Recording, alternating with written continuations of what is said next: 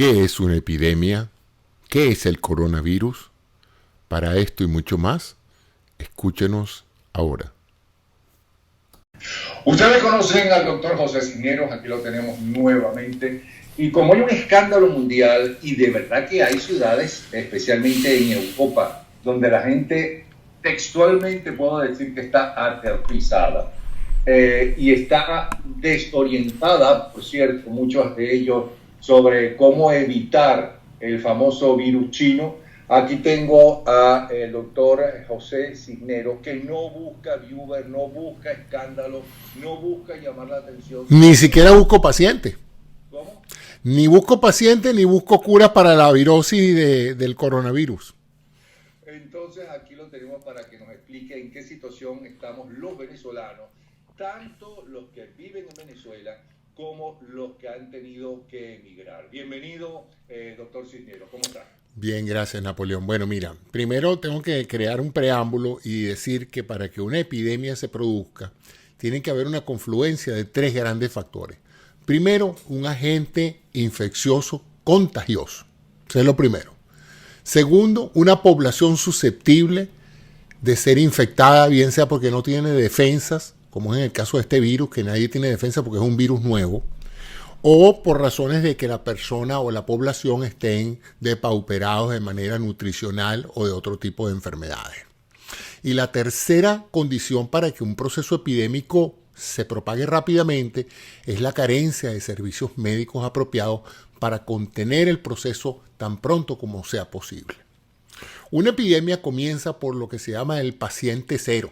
Es ese primer paciente a través de la cual se puede saber dónde comenzó la enfermedad o tratar de precisar dónde comenzó la enfermedad. En muchas epidemias esto no se puede lograr ubicar.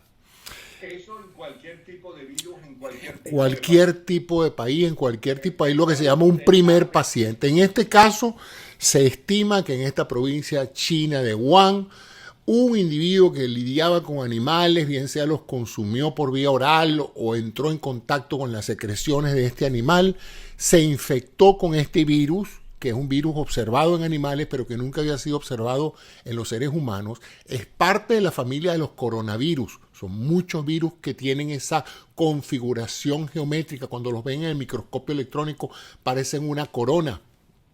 Pero por eso se llaman coronavirus. Pero este virus en particular es un virus nuevo. ¿Qué es un virus? Un virus es un agente infeccioso, pero a diferencia de las bacterias, que son células, el virus no es más que un pedazo de código genético, Napoleón. Es un pedazo de ADN o de ARN que tiene la posibilidad de infectar una célula y hacer que esa célula comience a fabricar más virus idénticos a él.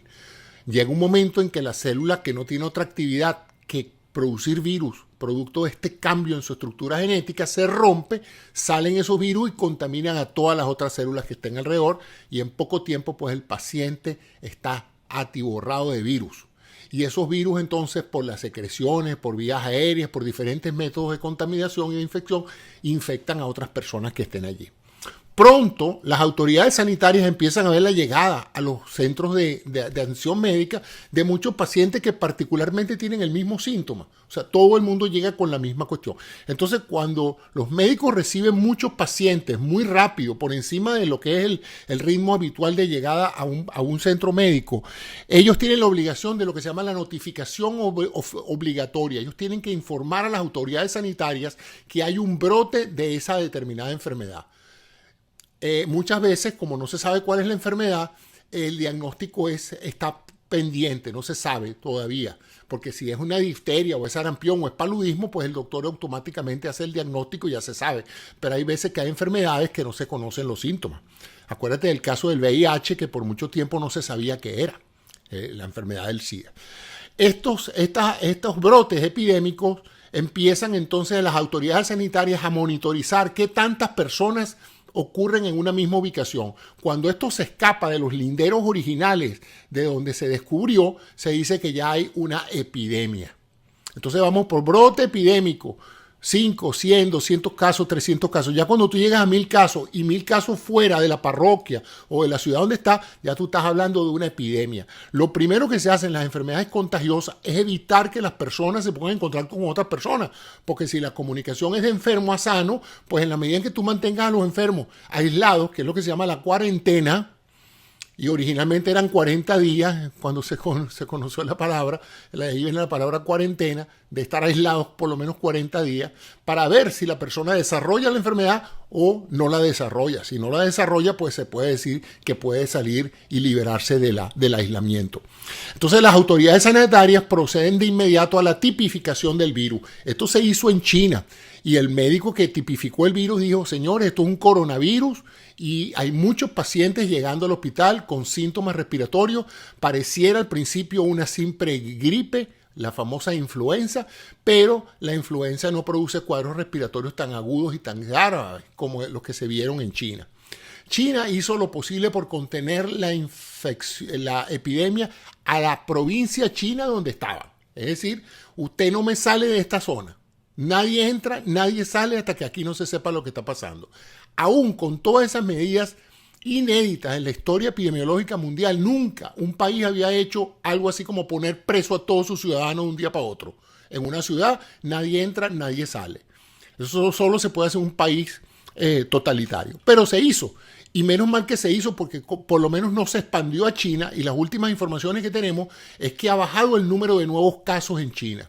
Pero fíjate que incluso es tan infeccioso el proceso que ya muchas personas que visitaron China o estuvieron en contacto con estas personas infectadas, que por cierto, debo añadir que muchas de ellas no tenían síntomas cuando ya estaban infectando. Es decir, que las personas a las cuales tú saludaste o que estornudaron al lado tuyo pueden no haber tenido ni siquiera ellos mismos la idea de que ellos estaban enfermos.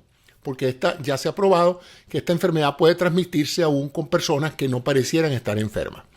Uno de los síntomas tempranos que están usando para pesquisar rápidamente los casos es tomarle la temperatura. Tú verás que en muchos de los videos aparecen unos tipos con unas pistolitas que básicamente lo que hacen es medir rápidamente la temperatura de la piel para ver, por lo menos, no es que eso detecte la presencia, porque cualquier enfermedad viral inflamatoria también produce una fiebre, pero por lo menos aislarlo y sacarlo de la fila y decirle, vamos a ver qué es lo que usted tiene.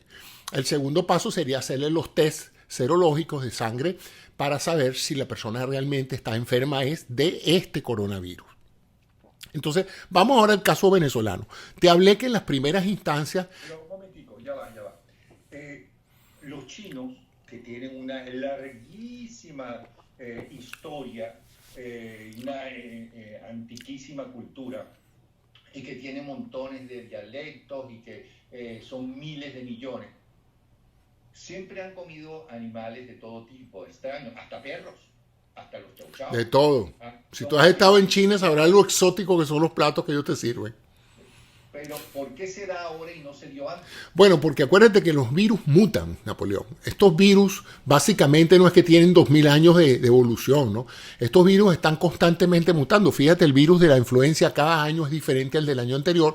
Por eso es que la vacuna no es tan exitosa en cada año, porque el virus va mutando y por lo menos ofrece cierto grado de inmunidad que te permite, si no que no te dé gripe, por lo menos que si te da no te dé tan fuerte, ¿no? La segunda pregunta es, ¿por qué se da solamente en seres humanos y por qué no se da en esos animales que son lo que, porque esos animales no se mueren por ese mismo virus que ellos han transmitido? Todo organismo vivo que está infectado de algo puede ser lo que se llama un portador sano. La inmunología de cada individuo es diferente porque su genética es diferente. De esa manera, pues, hay personas que, mira, en la época del polio nunca les dio polio. ¿Por qué? Porque eran naturalmente resistentes. Cuando la gran plaga europea, la peste negra, hubo mucha gente que no murió. La mitad de la población europea murió y la otra mitad no le pasó nada, aun cuando no había vacunas, ni antibióticos, ni nada de eso en 1917, 18 y 19. Entonces, te estoy hablando de que hay gente que naturalmente es resistente a esto. Igual hay animales que mantienen el virus en sus células, pero ese virus es mantenido por el sistema inmunológico del animal y no complica o no daña la vida del animal. Pero cuando ese virus pasa a un ser humano que nunca había tenido exposición a ese virus, pues se produce lo que pasó con el coronavirus. Ahora, hay eso que se llamaba antes razas, y que no sé cómo se llama ahora, hay grupos humanos que son más susceptibles que otros de ser infectados y que se desarrolle el coronavirus. No, todavía no se sabe. Acuérdate que todo esto no tiene más de 3 o 4 meses de evolución, Napoleón. Todavía no se sabe exactamente de qué animal provino y todavía, como no se ha expandido a nivel de los 5 continentes, que es el criterio para hablar de una pandemia, todavía no se sabe cómo es la evolución del virus en grandes poblaciones y en diferentes razas y regiones geográficas. Porque aquí interviene no solamente, Napoleón, la raza, el clima también. No se sabe. Fíjate que por ahora, si tú ves los sitios en el planeta donde se ha producido, no son zonas tropicales. Sino más bien frías. Sino más bien frías, ¿no? Ese cinturón tropical alrededor del Ecuador todavía no ha sido tocado, ¿no?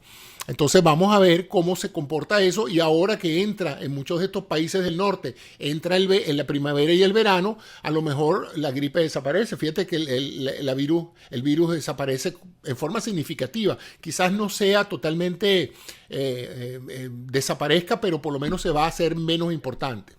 Ahora ibas a entrar en el caso de los venezolanos en Venezuela. Ok, el caso de Venezuela es que Venezuela no tiene precisamente un récord estelar de atención médica sanitaria pública en los últimos 15 años o 20 años.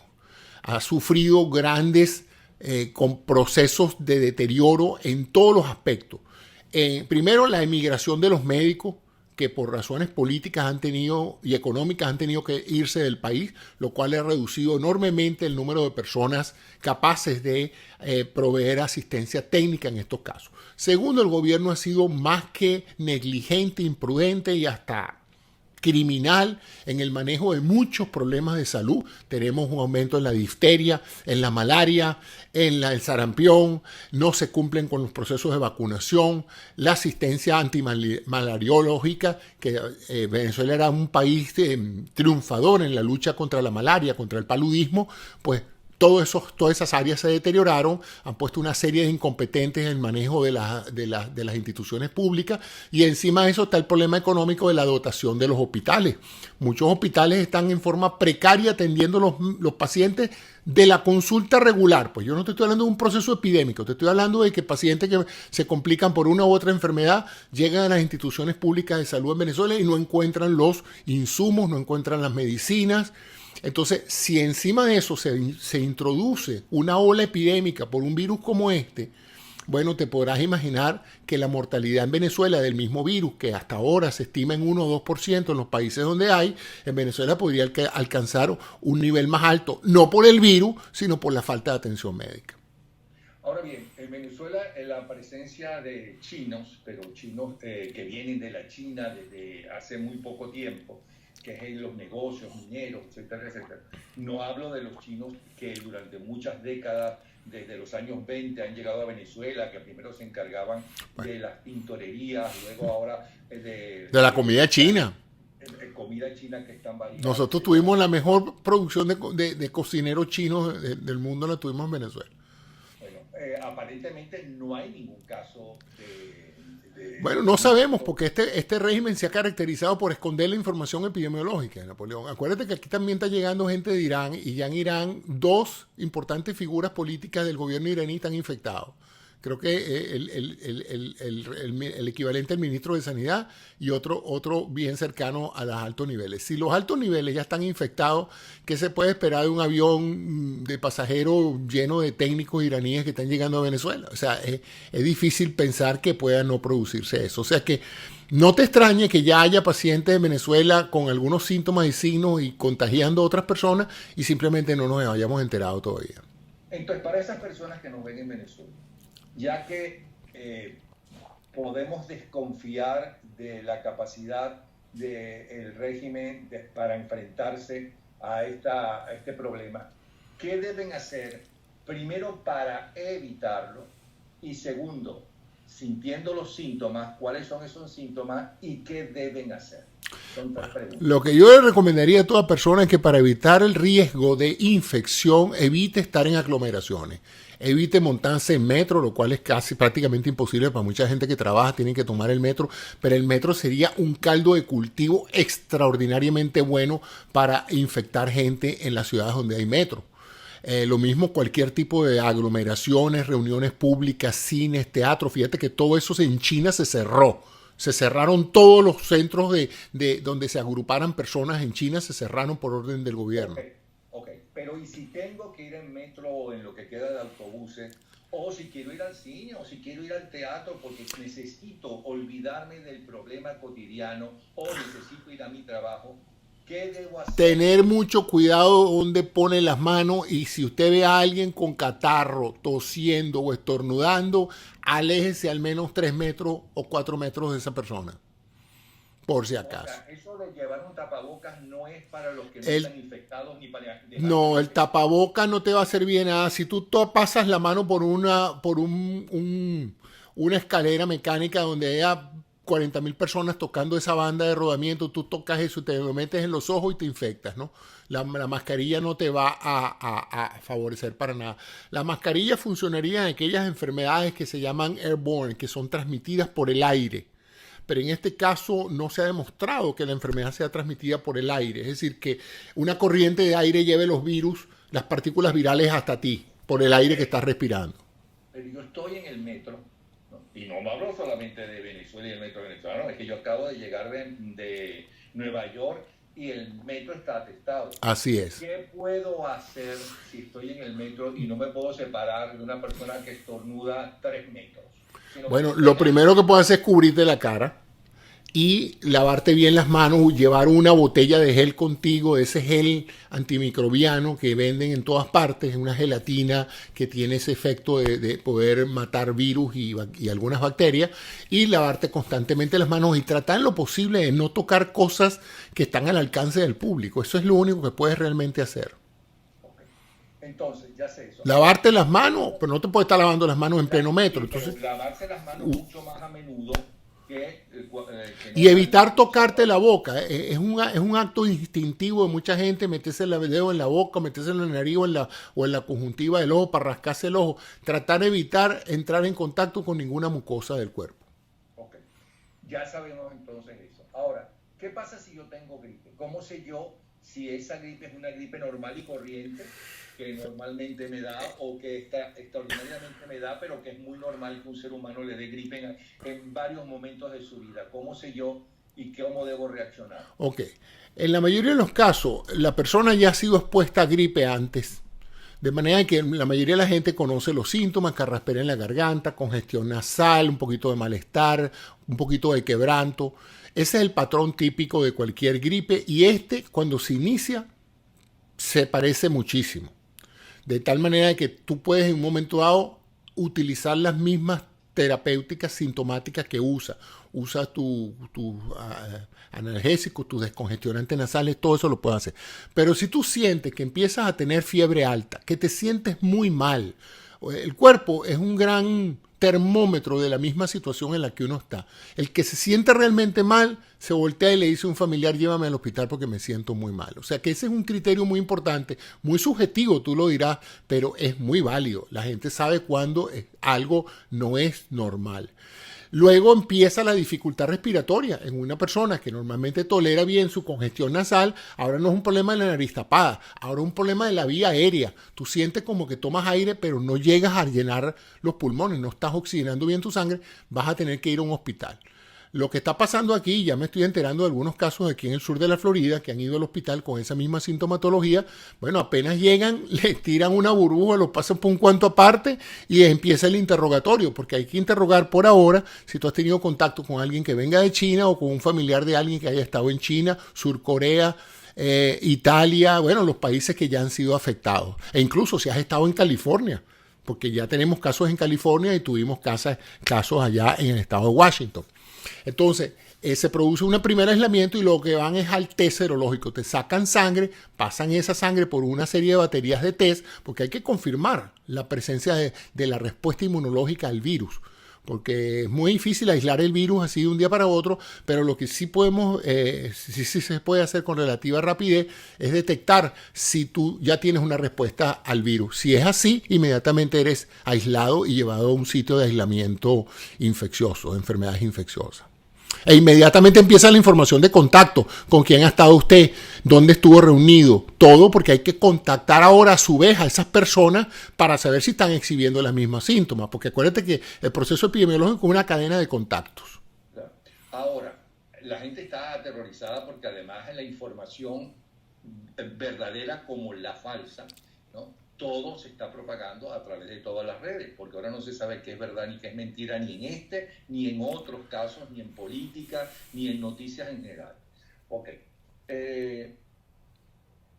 Toda persona que está contagiada y que tiene ese virus se va a morir. No, ese es uno de los aspectos interesantes. Este virus es muy contagioso, pero no parece ser tan mortal. Casi el 80% de las personas, 4 de cada 5, no va a necesitar asistencia médica. O sea, no va a necesitar irse al médico. En Europa, ya en Italia, lo están probando con aislamiento en su casa. Ni siquiera te hospitalizan, sino simplemente te piden que te quedes en tu casa y si te complicas es que te llevan al hospital. Pero de lo contrario, fíjate que en todos esos países, en todas esas situaciones donde se ha producido una cuarentena, los pacientes no se ven mal, se ven en los balcones de los hoteles, se ven en los balcones del crucero y eso que estaban en contacto con personas infectadas y aún así la mortalidad en esos recintos, en esos hoteles y en esos barcos no ha sido tan grande. ¿Ok?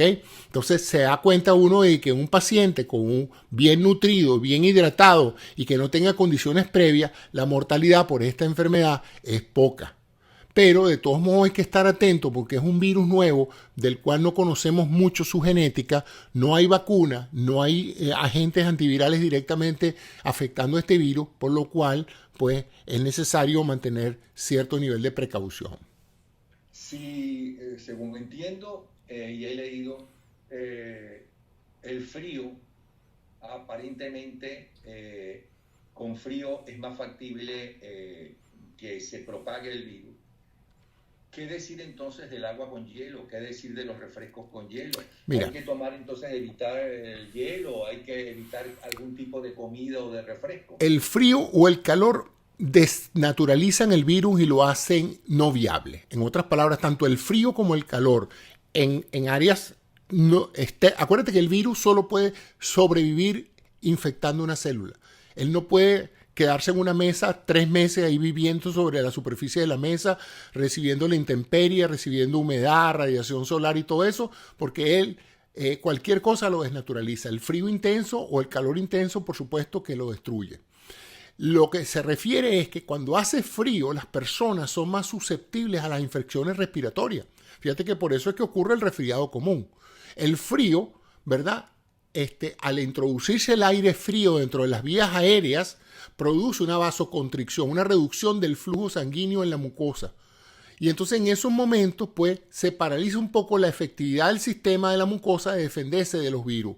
Entonces por eso es que una persona cuando sale se mete en un cambio de temperatura de una habitación a temperatura normal y pasa a una zona fría, esa sequedad y esa irritación que siente el aire frío dentro de la vía respiratoria hace más factible que la persona pueda ser infectada por el virus. Pero no es que el virus le gusta el frío, el virus es bastante liable, o sea, se puede desintegrar con temperaturas exageradas o bajas.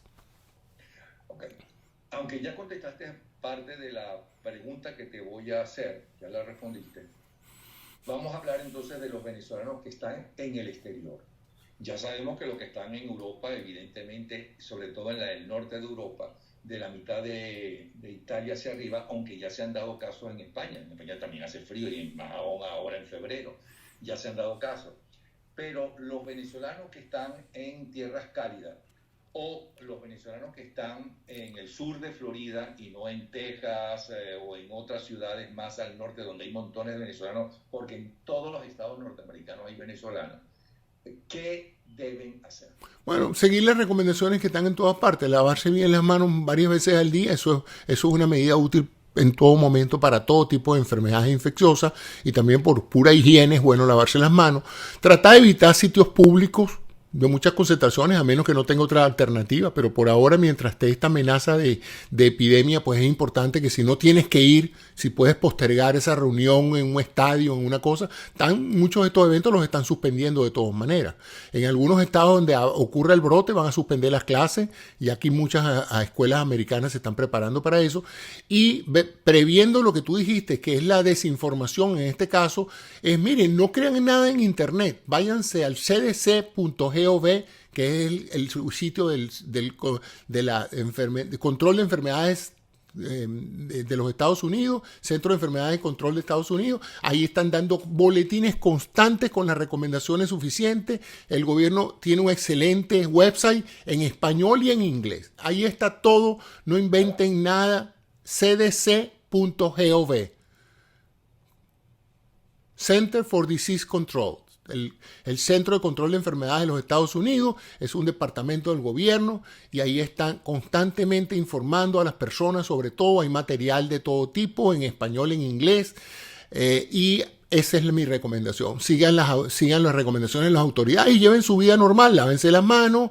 Y bueno, si ustedes se ven cerca de alguna persona que está estornudando, que está quebrantada, etcétera, traten de alejarse, más nada. Y eviten llevarse mucho las manos a la boca y a los ojos, y eviten contactar mucho. Ahorita hay mucha gente que antes de abrir un picaporte de una puerta o moverse por alguna parte, toma la precaución de llevar un pañito o algo para no tocar la superficie directamente. O sea que la gente no debe ser como yo he estado haciendo durante toda esta conversación con la mano en la boca. Exacto. Bueno, yo espero que no hayas tocado una superficie donde haya virus, porque... Me acabo de bañar de todas formas. Ah, eso es muy importante, bañarse con frecuencia. ¿Crees que falta algún dato importante para que la gente pueda estar más tranquila y evitar en lo posible estar contagiada? Para estar más tranquila, no vea televisión ni siga la cadena de alarmistas que hay en todas partes, con cintillos noticiosos hablando del número de víctimas, etcétera. Se está confundiendo mucho el número de personas que se le hace el test con el número de personas infectadas. El otro día vi yo 17,000 personas en tal parte, resulta que eran 17,000 personas a quienes les habían hecho el test. En otras palabras, había sospechas de que lo tenía, pero resulta que el número de verdaderos infectados era muy poco. Si todas las personas que sienten quebranto gripal ahorita se van para el hospital, te podrás imaginar la que se va a armar en cualquier hospital. O sea que hay que tener un poquito de paciencia, tranquilidad. Si hay mucha ansiedad, no vea las noticias, que de todos modos no le van a aumentar los chances a usted de pasar por este proceso. Usted simplemente consulta su sitio de internet CDC todos los días, ve cómo está la cosa, ve las recomendaciones de sus autoridades y más nada, siga su vida normal. Tampoco esto es algo que va a acabar con la civilización. Y también tenga mucho cuidado, está haciendo compras de supuestas medicinas contra el virus coronavirus, que hay de todo, recetas y una cantidad de desinformaciones de gente que lo que está tratando es que la gente haga clic y clic y clic en todas estas noticias falsas para aumentar pues el tráfico y aumentar los beneficios económicos de las páginas web, pero no reflejan ninguna realidad verdadera. O sea que lo primero es tratar de prevenir, como siempre se trata de prevenir una gripe. Más nada. Exactamente eso. Bueno, muchísimas gracias, doctor. Bueno, gracias a ti, Napoleón, por esta orientación, el doctor José Cisneros. Y ya sabes, no se ¿Hasta qué punto el venezolano? Perdona, ya me había despedido y todo, pero si no es tan grave la situación, ¿por qué cayó Wall Street? ¿Por qué están cayendo las bolsas de Europa? ¿Por qué están cerrando empresas, fábricas? ¿Por qué ya la MAC dijo que la producción de todos los elementos que vende la MAC va a disminuir porque buena parte de ellos se hacen en China, si realmente no es grave la situación? Bueno, porque el gobierno chino paró el país. Literalmente, las más importantes industrias, no solamente de la provincia de Wuhan, que es una provincia industrialmente muy activa en China, sino otras provincias, en virtud del pánico que les da a ellos, en un país de 1 punto pico billones de personas, una epidemia, esta gente paró el país, le pidieron a los empleados que no fueran a las fábricas y acuérdate que China hoy es un importantísimo agente de la economía mundial, de eso dependen una cantidad de industrias en todas partes, la economía ya está interconectada y por lo tanto las expectativas de mira nada más, no solamente el impacto de la producción de bienes materiales en China,